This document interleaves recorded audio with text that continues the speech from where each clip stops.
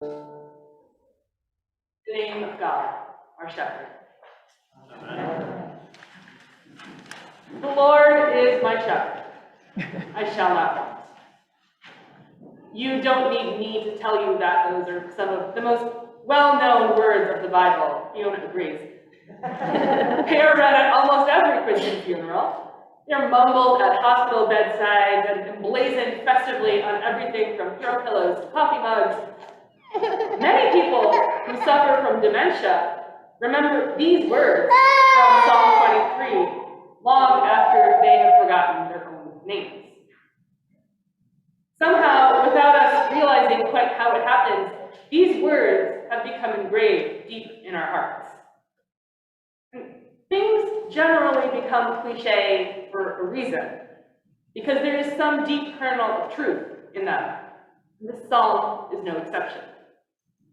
Despite our familiarity with it, Psalm 23 is actually very complex.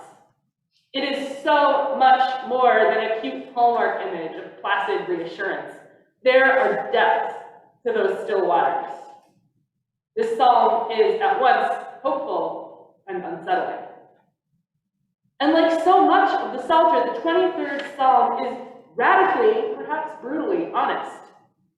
It is not a prayer that God will just magically make our problems go away. It is an unlikely statement of faith that God is present even and especially in the midst of our darkness. It is a promise of the resurrection that we celebrate in these 50 days of Easter, a promise that death doesn't have the last word. That death is a place that Christ, our shepherd, has visited and redeemed. And that even in the valley of the shadow of death, we are never alone, and we are never beyond God's love. But the promise of Psalm 23 is complicated.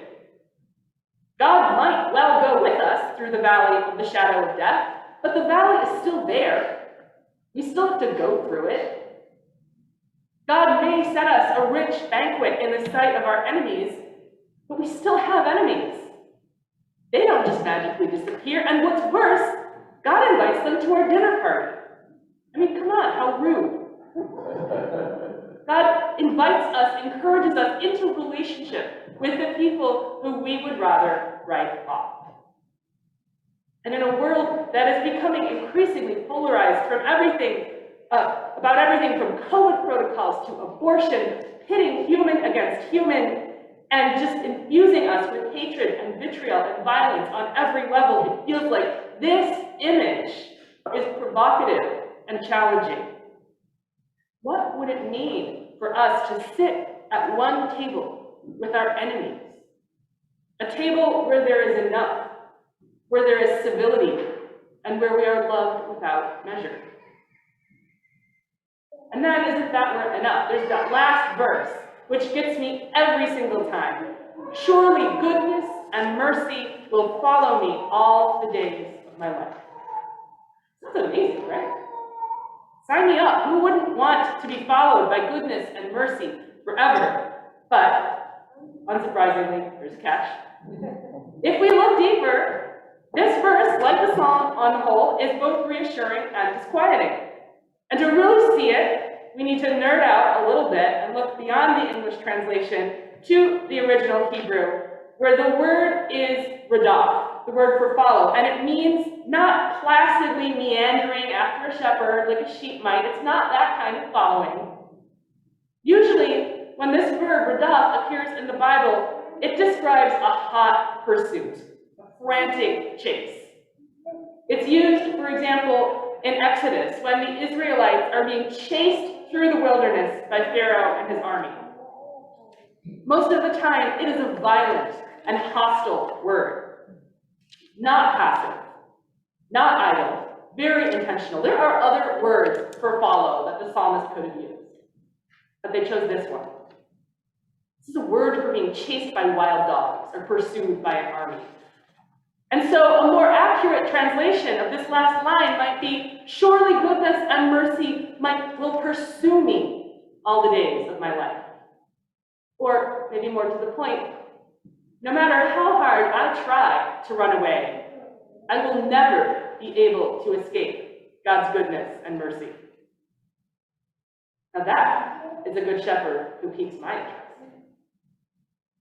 The truth is, sometimes I don't want to receive God's goodness and mercy. Sometimes it is easier to remain stuck in my own sinful small-mindedness.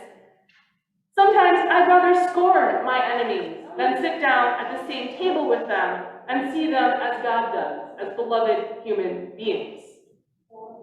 Receiving mercy and love requires opening ourselves, becoming vulnerable, and admitting that we don't know everything, that we can't do it all ourselves.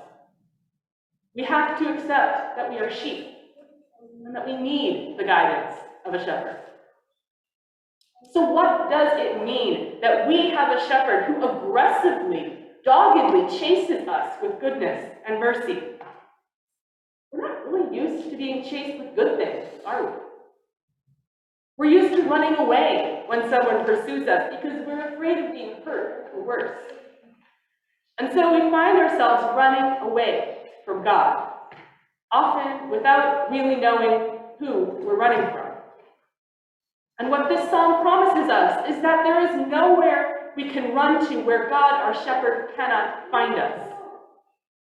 No matter how hard we try, we cannot outrun the Good Shepherd, and we can never get ourselves so lost that we cannot be found. The grace is in letting go. We can't run forever. Eventually, we become too exhausted, and we have to stop. We reach a breaking point, maybe a crisis, that brings us out of our frenzy and creates a space where the relentless mercy and goodness of our God can catch up to us. When we stop running, when we collapse and say, I can't anymore, that is when God can finally reach us. That is when we can finally taste the goodness and mercy that this psalm promised us. When we can experience the green pastures, the still waters, and the divine banquet. So today, I invite us to consider how we might be running from God. Is there something that we're ashamed of and trying to keep hidden, something we don't want God to see? Are we afraid that if we stop for long enough for God to catch up with us, we might have to deal with something we'd rather avoid? Truly letting ourselves be loved as we are without conditions is not actually easy. Neither is letting ourselves be forgiven. Resurrection is powerful and disturbing. It threatens the balance of our universe. It overturns the way things work. Allowing God's love and mercy to catch up to us takes courage and imagination and hope. I'd like to close by sharing with you a Jewish translation of Psalm 23 that captures some of these nuances of the original Hebrew that the beloved King James, for all its merits, doesn't quite get. And my hope is that it may come alive for you, that you may hear it in new ways, that it may draw you into the merciful presence of God, our Good Shepherd. The Lord is my shepherd, I lack nothing. God makes me lie down in green pastures. God leads me to water in places of repose. God renews my life and guides me in right paths as befits God's name. Though I walk through a valley of deepest darkness, I fear no harm, for you are with me. Your rod and your staff, they comfort me. You spread a table for me in full view of my enemies. You anoint my head with oil, my drink is abundant. Only goodness and steadfast love shall pursue me all the days of my life, and I shall dwell in the house of the Lord for many long years. Amen.